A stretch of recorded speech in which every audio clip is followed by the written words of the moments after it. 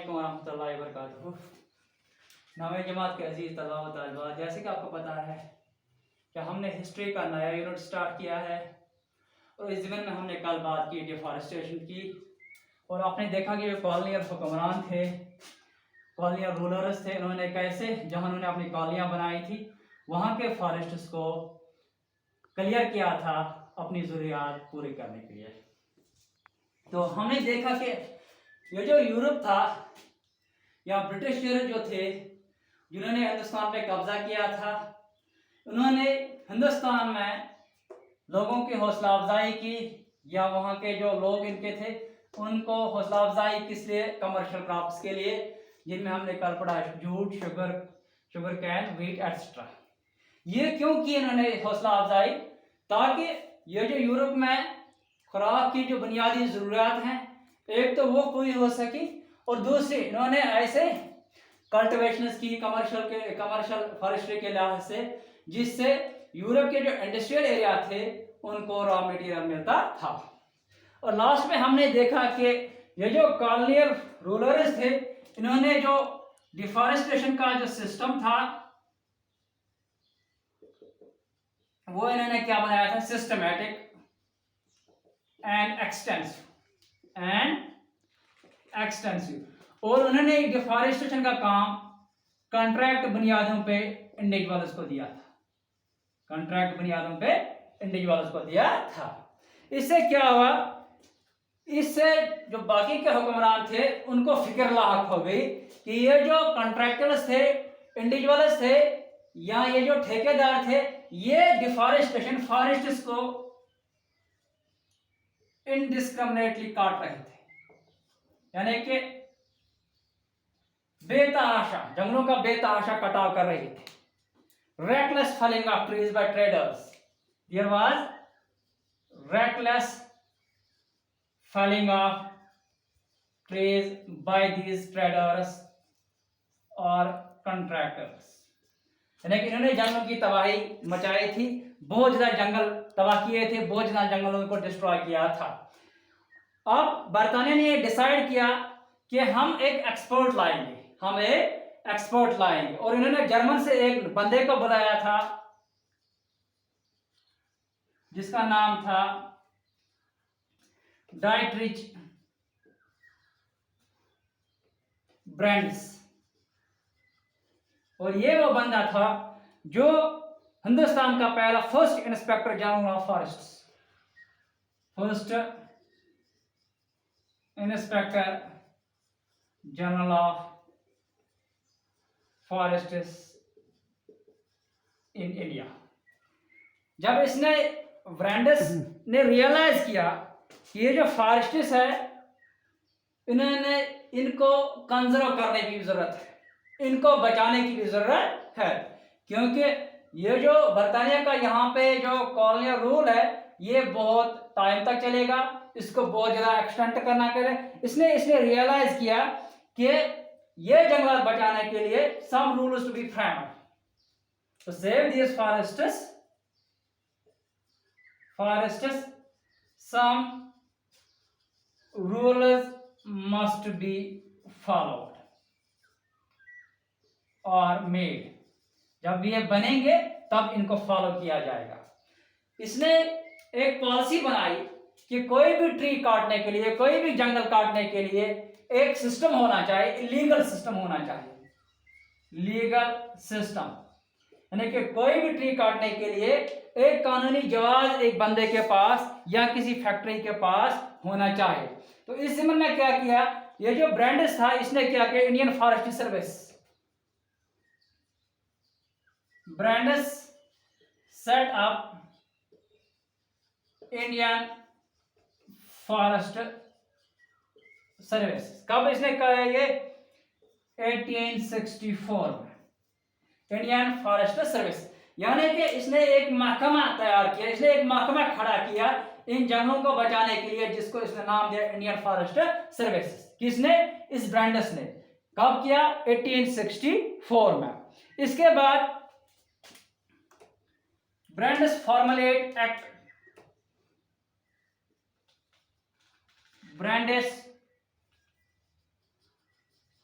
Formulate Indian forest act, Indian forest act कब किया? 1865। यानी कि पहले इसने एक महकमा खड़ा किया, उसके बाद इसने कानून बनाए जिसको इंडियन फॉरेस्ट एक्ट के नाम से जानते हैं। कब बनाए? 1865 से। इसके अलावा इंपीरियल फॉरेस्ट इंस्टीट्यूट, यानी कि एक इंस्टीट्यूट, एक इदारा तैयार किया गया जहां इन जंगलात पे रिसर्च की जाएगी, यानी कि इन जंगलात के मतलब पढ़ाया जाएगा। ये कहां पे किया गया? Set up it Dehradun. ये कब इसने लगाया? 1906 में।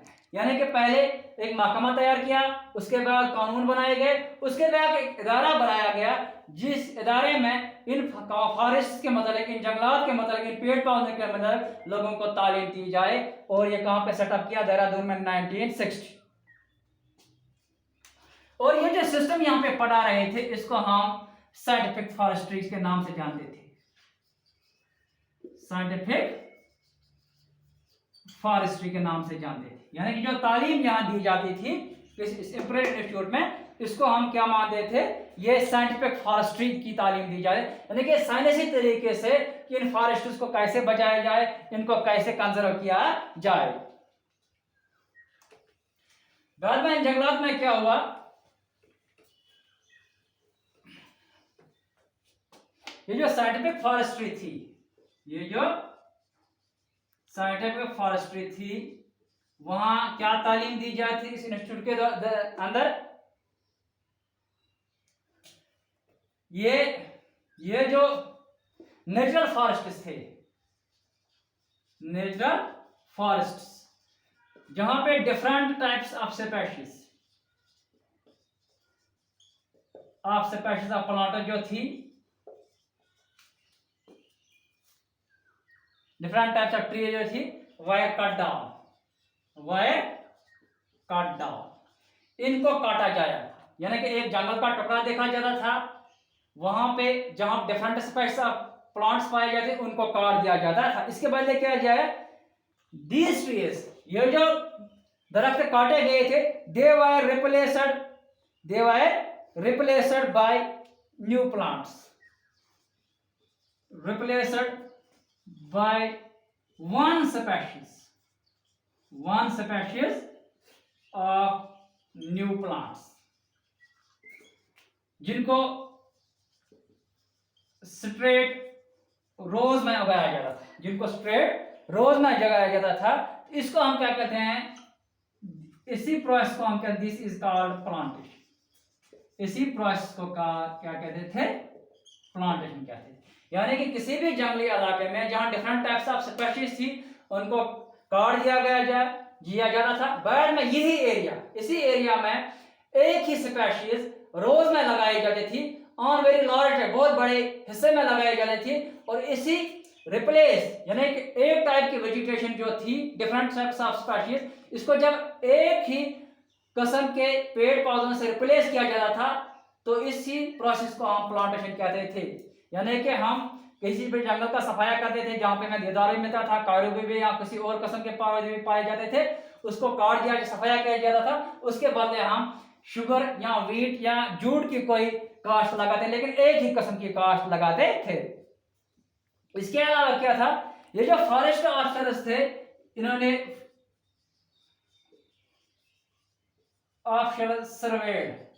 इन्होंने फॉरेस्ट एरिया को सर्वे किया, रिकॉर्डेड एरिया।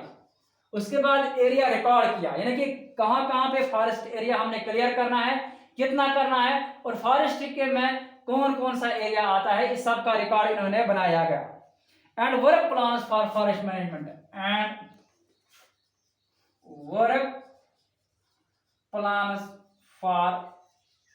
फॉरेस्ट मैनेजमेंट, यानी कि हमने कितना काटना है, हमने कितना नया लगाना है, और किस एरिया में कितने फॉरेस्ट की या कौन से फसल की क्या जरूरत हमें पड़ेगी, इसी हिसाब से ये सर्वे कर रहे थे, एरिया रिकॉर्ड कर रहे थे। फिर हमने कितना काटा, कितना बचाना है, नेक्स्ट ईयर हमने क्या करना है, और हम कितना इसको रिप्लेस कर रहे हैं, यानी कि कितना हमने काटा, कितना हमें रिप्लेंट करना है। इसी हिसाब से इन्होंने मैनेजमेंट करना शुरू किया, रिकॉर्ड करना शुरू किया। यानी कि इन्होंने अब ये देखा कि इस फॉरेस्ट से हमें बहुत सारे फायदे मिल रहे हैं, हम एक साथ इन जंगलों का सफाया नहीं करेंगे, हम हिस्से बाय हिस्से लेंगे, कभी एक साइड से कभी दूसरे साइड से, और जितना हम रिप्लेस करना है उतना ही हमारे प्लांट करना है। तो इसको हम क्या कहते हैं, फॉरेस्ट मैनेजमेंट। इसके बाद ये जो फॉरेस्ट एक्ट है, फॉरेस्ट एक्ट जब ये कब इनएक्ट यानी कि लागू किया गया, कब, 1865 में। उसके बाद इसको 2 टाइम्स अमेंडेड, 2 बार इसकी तरमीम की गई, यानी कि इसमें 2 बार तब्दीलियां लाई गई। Forest act, Indian forest act कब बनाया गया था, 1865 में जब ये लागू गया। इसके बाद इसमें 2 बार तब्दीलियां लाई गई। कब लाई गई, 1878 एंड 1927, 2 बार इसमें तब्दीलियां लाई गई, 2 बार इसमें तब्दीलियां लाई गई। और ये जो 1878 का जो एक्ट है, इसके तहत 1878 इंडियन फॉरेस्ट एक्ट, जब इसमें तरमीम लाई गई तो ये फॉरेस्टिस्ट थे, in forests were divided into 3 categories, 3 categories. ये फॉरेस्ट जो है इनको 3 कैटेगरीज में डिवाइड किया गया। कौन कौन से, रिजर्व फॉरेस्ट्स,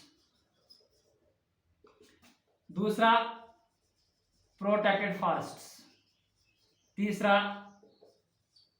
विलेजर्स फॉरेस्ट। ये जो रिजर्व फॉरेस्ट था ये सबसे बेहतर फॉरेस्ट, बेस्ट फॉरेस्ट, दे वर बेस्ट फॉरेस्ट, और इसको किसी को प्रोहिबिटेड फॉर यूज, इसको किसी को इस्तेमाल करने की इजाजत नहीं देगी, even local villagers, even local villagers, यानी कि इसका इस्तेमाल कोई भी बंदा नहीं कर सकता था, यानी कि वहां के रहने वाले थे। इसीलिए इसको हम बेस्ट फॉरेस्ट कहते हैं, और इसको इस्तेमाल के लिए मना कर दिया गया था, यानी कोई इसका इस्तेमाल नहीं करे, इसलिए हम इसको बेहतरीन फॉरेस्ट।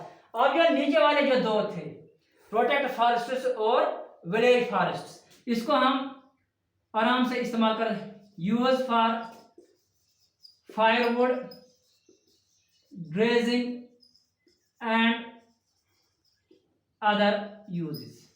ये वाले एरिया थे प्रोटेक्टेड फॉरेस्ट और विलेजर्स फॉरेस्ट, इसको हम किसी भी काम के लिए इस्तेमाल करते थे, चाहे हमें टिम्बर निकालनी थी, हाउस बिल्डिंग के लिए फ्यूल का इस्तेमाल करना था, या कोई और, यानी कि इन 2 फॉरेस्ट का हम इस्तेमाल कर सकते थे किसी भी काम के लिए। लेकिन ये जो रिजर्व फॉरेस्ट था ये बिल्कुल बेहतरीन फॉरेस्ट था, और ये इस्तेमाल के लिए इसका मना कर दिया गया था। तो ये हम बात कर रहे थे कमर्शियल फॉरेस्ट्री की, कि कैसे कमर्शियल फॉरेस्ट्री वजूद में आई, और फॉरेस्ट को बचाने के लिए कौन से इकदाम उठाए गए। जो बंदा इन्होंने लाया था ब्रांडिस, कहां से, जर्मन से एक्सपोर्ट लाया गया था, उसने कैसे कानून बनाए, इसने कैसे ये फॉरेस्ट ऑर्गेनाइजेशन सेटअप की 1864 में, फिर फॉरेस्ट एक्ट बनाए 1865 में, उसके बाद उसने जो फॉरेस्ट इंस्टीट्यूट कहां पे, देहरादून में सेटअप किया 1906 में। तो ये जो साइंटिफिक फॉरेस्ट्री थी, इसमें यही काम था